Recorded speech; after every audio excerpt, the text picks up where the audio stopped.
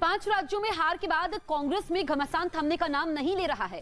Party के खफा नेताओं की गुट G23 ने गुरुवार को एक बार फिर बैठक की। G23 नेताओं की 24 घंटे के भीतर ये दूसरी बैठक थी। गुरुवार को फिर से कांग्रेस नेता गुलाम नबी आजाद के घर नेताओं की बैठक हुई, जिसमें कपिल सिब्बल, आनंद शर्मा और भूपेंद्र सिंह हुड्डा समेत कई नेता शामिल हुए।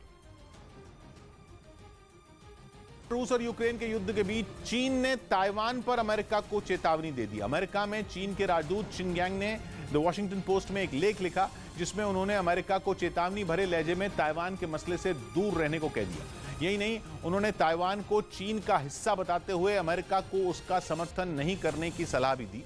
साथ ही उन्होंने यूक्रेन और ताइवान के हालात की तुलना करने को भी गलत करार दिया। उन्होंने यूक्रेन को एक आजाद मुल्क जबकि ताइवान को चीन का अभिन्न अंग बताया और अमेरिका को चीन के साथ मिलकर ताइवान की आजादी की मांग के खिलाफ खड़े होने की सलाह दी।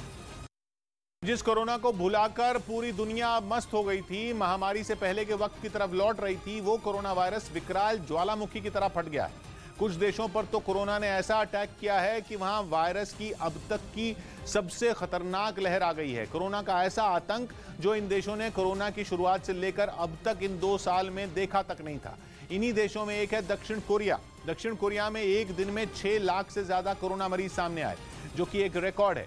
जिस दक्षिण कोरिया की आबादी ही 5 करोड़ के करीब है, वहां एक दिन में कोरोना मरीज 6 लाख के पार पहुंच गए। कोरोना के फैलने की ये स्पीड डराने वाली है। दक्षिण कोरिया की the Korea disease control and prevention agency ने बताया कि एक दिन में कोरोना मरीजों की मौत के आंकड़े ने भी वहां रिकॉर्ड बना लिया है। 6 लाख से ज्यादा कोरोना मरीज सामने आने के साथ वहां एक दिन में 429 लोगों ने दम भी तोड़ दिया। महज 24 घंटों में दक्षिण कोरिया में आज तक इतने लोगों की कोरोना से मौत नहीं हुई थी। वहां के स्वास्थ्य विभाग को भी केस इतने बढ़ने का अंदाजा नहीं था।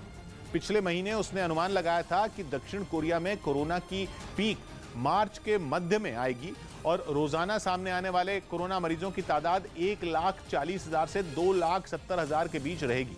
लेकिन डॉक्टरों के सारे अंदाजे धरे के धरे रह गए। ये हाल भी तब है